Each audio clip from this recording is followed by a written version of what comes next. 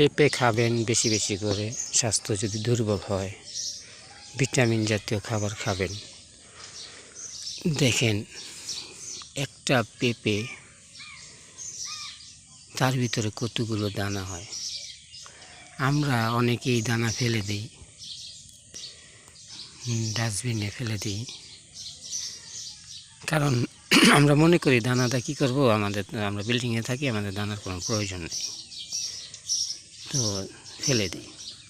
ফেলে না দিয়া দানাগুলোকে আপনারা একটু রোদ্রে শুকাবেন। আর যদি বলেন যে না শুকাবো না, তবুও আপনারা দিতে পারবেন, তবে একটু ছালি মাটি, তারপরে কিছু খেরের পচা খের, ওগুলা যেমন একবারে বাদ হয়ে গেছে পচা শুকনা, মানে খেরটা বাদ হয়েছে ঠিকই, কিন্তু খেরটা একেবারে বাদ হয়ে যায় না, শুকনা টাইপের খের, একদম এই যে সুতার মতো হয়ে আছে গা, জিরি জিরি জিরি জিরি, মানে গুঁড়ো গুঁড়ো হয়ে আছে গা, ওই ধরনের কিছু ধুলার মতো, ওগুলা নিলে আর ছালি মাটি এগুলো মিক্স করলে, আর জৈব সার তো আপনারা চিনেন, যেমন ধরেন গোবরের যে শুকনোটাকে একদম চূর্ণ করে গুঁড়ি করে মাটির সাথে আর ওইগুলোর সাথে সবগুলো একসাথে মিক্স করে, মনে করেন একটা ওই যে বাচ্চাদের ছোট ওয়াল ক্লাব আছে না, ওই ওয়াল ক্লাবের মতো একটা বিছিয়ে নিয়ে ওটার ভিতরে ছড়াইয়া দিবেন, 4 আঙ্গুল বা 5 আঙ্গুলের মতো হাইটটা উঁচা রাখবেন। মাটিগুলা ছড়াইয়া দিয়া ওগুলার ভিতরে মনে করেন যে দানাগুলা বাতি মিক্স করে দিয়া ছড়াইয়া দিবেন, যাতে একটু ভিজা ভিজা করে দিবেন পানি দিয়া। এমন জায়গা দিবেন যে জায়গা সারাদিন রৌদ্র না লাগে। মনে করেন যে কিছুটা সময় রৌদ্র লাগে, যেমন 3-4 ঘন্টা রৌদ্রটা লাগতেছে, আবার 3-4 ঘন্টা সেখানে রৌদ্রটা লাগে না, এরকম জায়গার ভিতর দিলে ভালো হয়। এতে মানে বেশি একটা তাপও লাগে না, আবার বেশি একটা ঠান্ডা তো এনারা থাকে না, দানাগুলো থাকে না আর কি। এতে দেখা গেছে যে ফলনটা একটু ভালো হয়। আর মাটিটা উর্বর দেওয়ার কারণে দেখবেন চারাগুলো কি মোটা মোটা হয়ে ওঠে। তবে কিছু চারা চিকন হবে, ওইটা বীজের কারণে হয়, যেমন 2-1টা বীজ থেকে ভালো ফলন আশা করা যায় না। তো ওই ক্ষেত্রে বাঁশকারা দিতে পারলে বড় বড় বীজই এতে সুবিধা হয়। তো বাঁশকারা দিতে গেলে অনেকটা টাইম লাগে, বা অনেকে আবার বুঝবেও না কোনটা বড় কোনটা ছোট, বাছাই করতে গেলে সময় লাগতে পারে। তো এই ক্ষেত্রে আমি বলবো যে ছোট বড় সব একসাথে দিয়ে দিলেই হয়। পরবর্তীতে যে ছোট চারাগুলা ওগুলাকে আপনারা আলাদা করে ফেলবেন, আর মোটাগুলাকে আলাদা করে ফেলবেন। আলাদা কইরা যে আপনারা একবার বাজারজাত করে সব বিক্রি করতে এমন কথা না, আপনি একটা দোকানের পাশে রেখে দিবেন নিয়ে, পরবর্তীতে এলাকার দোকান হলে তো কোনো কথাই নেই, এনারা বিক্রি করে যা আসে তা আপনাকে দিয়ে দিবে। দোকানদাররা খুবই ভালো, এনারা কখনো আপনাকে ঠকাবে না, কারণ এনারা জানে যে অন্যের হক খাওয়া ভালো না, এটা অন্যায়, সবাই এটা বুঝে জানে। এখনকার মানুষ অনেক ভালো।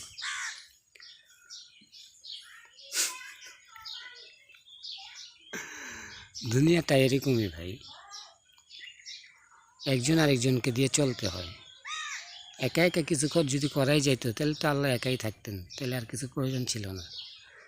আল্লাহ যেহেতু প্রতিনিধি সৃষ্টি করছেন, ফেরেশতা সৃষ্টি করছেন, মানুষ সৃষ্টি করছেন, আগুন সৃষ্টি করছেন, বাতাস সৃষ্টি করছেন, দুনিয়াদারি সৃষ্টি করছেন, সমস্ত কিছু আল্লাহ সৃষ্টি করছে, এবং আল্লাহ আমাদেরকে সৃষ্টি করে জ্ঞানও দিছে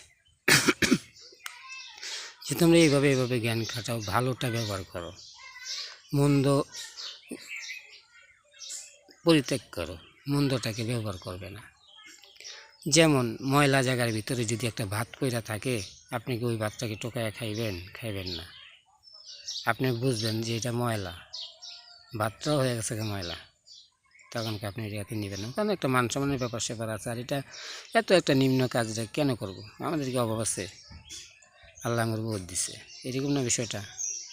তো ওরকমই মনে করেন মানুষের ভিতরে আল্লাহ জ্ঞান দিছে যে মন্দটা, যেমন আপনি যদি একটা স্বর্ণের টুকরো হইতো আজকা, 5 কেজি ওজনের ময়লাত পড়ে রয়েছে, তখন কিন্তু আমরা ঠিকই এটারে দৌড়ে যেয়ে লইতাম।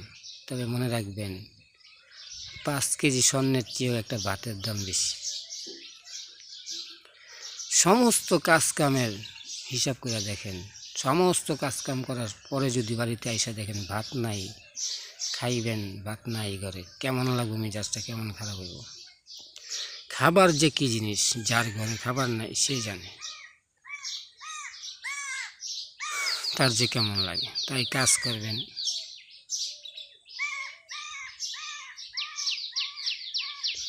দান সদগা মানত এগুলো দিয়ে দিবেন। আপনি তো আপনার পুরা টাকাটা দিয়ে দিতেছেন না। অনেকে মনে করে কে আর কিলিয়া দেবো, আমার দামি দেবো কিলিয়া, না এইগুলা ভাবা যাবে না, দিতে হবে। কেন দিতে হবে? কারণ এমনও লোক আছে দেখতে শুনতে একদম ফ্রেশ মানুষ, কিন্তু ইনি কোনো কাজ পারে না, কারণ কাজের কোনো আইডিয়াই তার ভিতরে নাই। কি করবেন? তাকে দিতে হবে। তাই মানত যারা মনে মনে করছেন, মানত দিয়ে দিবেন। মানত বলতে আমি বুঝাইলাম এই জন্য মানতটা দিবেন যে মানত দেওয়া খুব ভালো, অনেকে দিয়া উপকারও পায়। কীভাবে পাইছে এটা যে দিয়া পাইছে সে জানে কি দিয়া পাইছে। দেখেন না, মানুষ যে মানুষকে উপহার দেয়, কেন দেয়? কারণ তাকে ভালো লাগে, তাই উপহারটা দেয়। এরকম আল্লাহ প্রেমিত যারা, আল্লাহকে যাদের ভালো লাগে, তারা আল্লাহর দিকে তাকাইয়া মানুষ 10,000, 20,000, 50,000, 1 লাখ, 2 লাখও দিয়া দেয়। কেন? যে আল্লাহর মহব্বতে দিয়া দেয়, যে আল্লাহ আমাকে দিছে, আমি যদি আল্লাহর পথে দেই, আল্লাহ যদি খুশি হয়, তাইলেই তো আমার জীবন সার্থক হয়। ওই ক্ষেত্রে দিয়া দেয়। কারণ এক একটা মানুষের ভিতরে এক একটা মনোভাবনা, এক একটা প্রেম, এক একটা ভালোবাসা থাকে। ওরকম অনেকের ক্ষেত্রে আল্লাহ রাসূলের মহব্বত, আল্লাহর ভালোবাসা থাকে। তো ওই ভালোবাসার ক্ষেত্রে দেখা যায় তারা তখনকার ভিতরে চিন্তা করে দেখে যে আল্লাহ রাসূলের প্রেম, আল্লাহর কথার আমার মনে পড়ে, আল্লাহর প্রেমটা আমার মনে পড়ে, আল্লাহর সাথে ভালোবাসাটা আমার মনে পড়ে, তাইলে আমি যদি আল্লাহর পথে খরচ না করি, খরচ করবো কি? আমি তো সবার আগে দেব। দেয় অনেক মানুষ, আল্লাহ তাদেরকে পছন্দ করে, ভালোবাসে, মহব্বত করে, এবং সর্বোচ্চের মহব্বততা তাদের অন্তরের ভিতরে আল্লাহ গচ্ছিত করে দিয়া থাকে। আল্লাহ বলেন, যে ব্যক্তিরা আমার জন্য কিছু করে, আমি আল্লাহ তাদের জন্য আগেই কইরা রাখি। তাদেরকে আমি বুঝতেও দিই না যে আগে তাদের জন্য কী করে রাখছি। তাদেরকে উপহার দিবে, এই দুনিয়াতেও দিবে, সেই দুনিয়াতেও ইনশাআল্লাহ দিবে। তাই বলবো, অযথা কোনো জিনিস ফেলে দিবেন না, জ্ঞান করবেন যে জিনিসটা কীভাবে ব্যবহার করলে ভালো হয়। যেমন আপনি যদি একটা টোকাইকে ডাক দিয়া ময়লা ভিতরে না ফেলে, ভাঙা চোঙা ওগুলো যদি আপনি একটা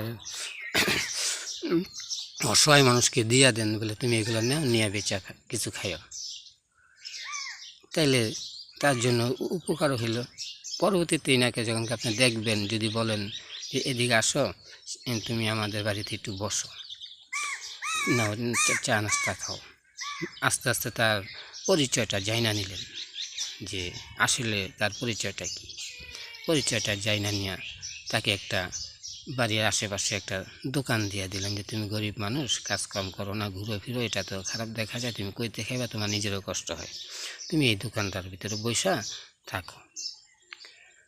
বসে থাকতে থাকতে থাকতে থাকতে দেখা যাচ্ছে সে দোকানদারিটা শিখে ফেলছে। পরবর্তীতে সে নিজেই একটা দোকান খোলার চিন্তা ভাবনা করবে, না আমি তো কাজটা পারি, এই কাজটা আমি করব। এরকমই যারা কাজ পারে না, কাজ জানে না, তাদেরকে আপনারা শিক্ষামূলকভাবে শিখাই তো। এই যে কত স্কুল, মাদ্রাসা, কলেজ, ভার্সিটি, জায়গায় জায়গায় প্রতিষ্ঠান হয়েছে, মসজিদ, মাদ্রাসা, তারপরে আল্লাহ প্রেমিত কত জায়গায় তো আছে। সমস্ত জায়গা থেকে কি করে? শিক্ষাই তো দেন মানুষকে। তো শিক্ষা এমন একটা বস্তু, শিক্ষা কেন্দ্রে যাই আমরা যদি শিক্ষা লাভ না করতে পারি, তাহলে শিখাইয়া লাভ হইল কি? বা শিখতে যাইয়াই বা আমাদের উন্নয়নটা হইল করতে গেলে ব্যথায় গেল না সময়গুলো। আর শিখতে পারলে এটা সুলভময় হইল, শিখতে পারলাম, শিখাইতে পারলাম, বিষয়টা আনন্দিত হইল এবং কি বাস্তবায়নে রূপ দিতে পারলে আরও ভালো হয়। তো ওরকমই বিষয়টা যে একজন আরেকজনের জন্য কাজ করতে হবে, শুধু নিজের উন্নতি করবেন বিষয়টা কিন্তু এমন না। যখনই আপনি একটা কাজ হাতে নেন বা করেন, দেখবেন এই একটি কাজের সাথে কতগুলো মানুষের জড়িত থাকে। যেমন যদি আপনি একটা পানের দোকান দেন, ওই পানগুলো কিন্তু কোনো না কোনো মানুষের বানায়, ওইগুলো আইতে যাইতে প্রত্যেকটা মানুষের একটা লাইন থাকে। হাতটা ধরে গাড়িতে উঠে যায় তাকে টাকা দিতে হয়, নামায় যায় তাকে টাকা দিতে হয়, গাড়ি দেওয়া গাড়ি ভাড়া দিতে হয়। তারপরে পান সুপারি যে কোনো ব্যবসার কথাই আমি বলি, টাকা ছাড়া কোনো কাজ নাই, টাকা দিতে হবে। কারণ তার আশাই থাকে যে কখনকার এখানে মালগুলো নামাবে, আমরা গাড়িতে উঠাই দেবো, 10 টাকা হোক 5 টাকা আমরা করে দিব, আমরা এটা পাবো, এতে আমাদের সংসারটা চলবে, নিজে খাইতে পারবো, আমাদের বউ বাচ্চারাও খাইতে পারবে। আর এটা দিতেও হয়।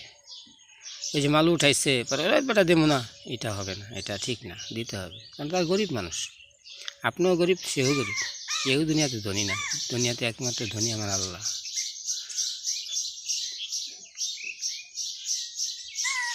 টাকা পয়সার ক্ষেত্রে আমরা অনেকে ধনী মনে করতে পারি বা মনে হইতে পারে যে আমি অনেক টাকা পয়সার মালিক হয়েছি, আমার অনেক ধন আছে, দৌলত আছে, গায়ে অনেক সুখ শান্তি আছে, আমি মনে বড় কিছু একটা হয়ে গেছি। আসলে না ভাই, আল্লাহ চিরধনী।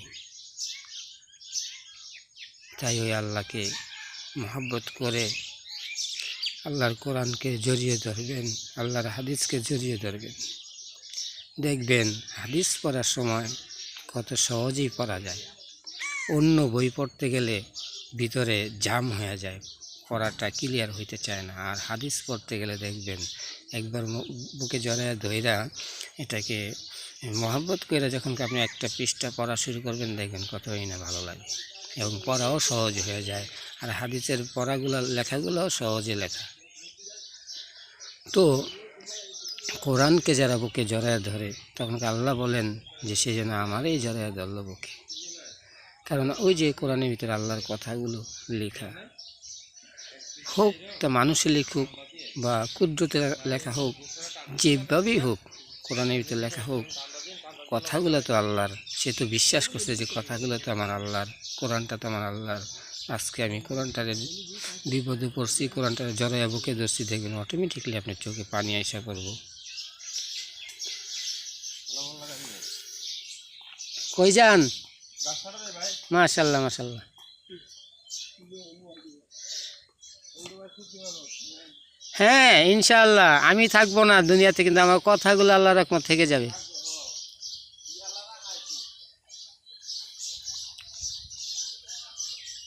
তো এনারা ঘাস কাটা যাইতেছে, ওই যে দেখানোটা আবার ঠিক হবে না, আবার বলবে যে আমার দেখাইছে, যদি কোনো দিন ভিডিওর সামনে জায়গা বলে চলে সমস্যা। তো আমি কিন্তু এই যে দেখেন গাছগাছলা নিয়ে কথা বলি, আল্লাহ সম্বন্ধে বা মানুষ সম্বন্ধে, মানুষের উপকার হয় এরকম কথাই আমি বলি। আমার নিজের উপকার হোক না হোক তাতে আমার কিছু যায় আসে না, মানুষের উপকার হোক। হ্যাঁ, নিজের উপকার দরকার, সেই জন্য আমি কাজও করি, আমার গরু পালি, ছাগল পালি, আর অন্য অন্য কাজ করি। কাজ ছাড়া কি বাতাস রে ভাই, যত কথাই কর না কেন ভাই, কাজ মাস্ট করতেই হবে।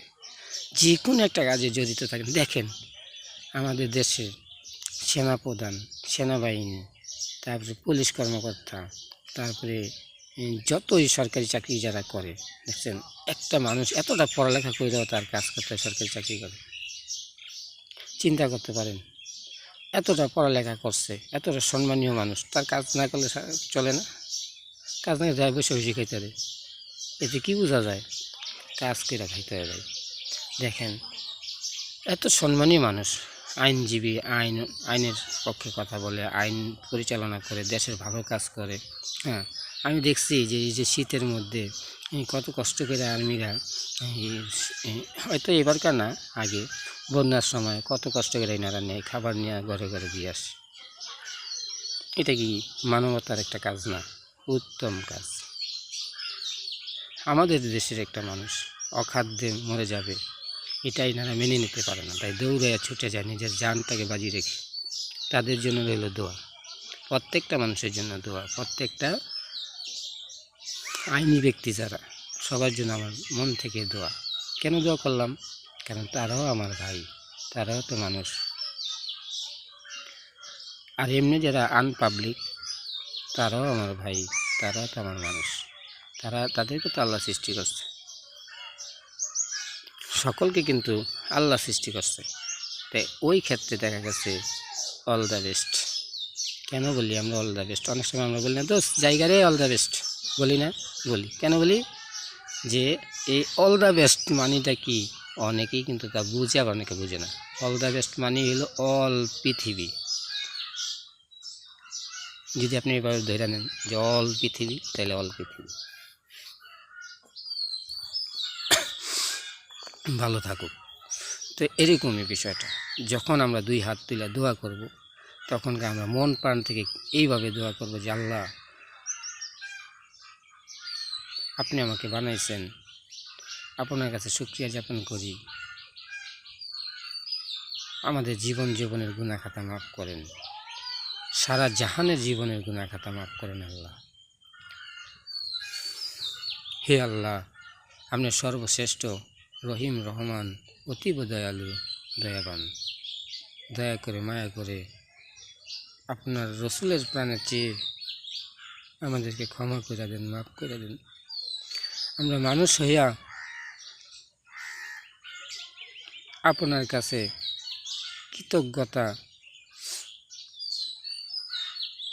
জানাই এই জন্যে যে আল্লাহ, আপনি আমাদেরকে সৃষ্টি করছেন, যেভাবেই করছেন না করছেন আমরা তা জানি না, সঠিক জানি না। এগুলো নিয়ে কত মতভেদ, কত কথা হয়, এগুলো আমাদের জানার বিষয় না। আল্লাহ, আপনি তো আমাকে সৃষ্টি করছেন, যেভাবেই করছেন, আল্লাহ গো, দয়া করে মায়া করে আমাদেরকে ক্ষমা করে দেন, মাফ করে দেন। আমাদের জীবন অন্যায় ভরা, যদি অন্যায় নাও থাকে তবুও আল্লাহ আপনি আমাদেরকে ক্ষমা করেন, মায়া করেন, মাফ করে দেন।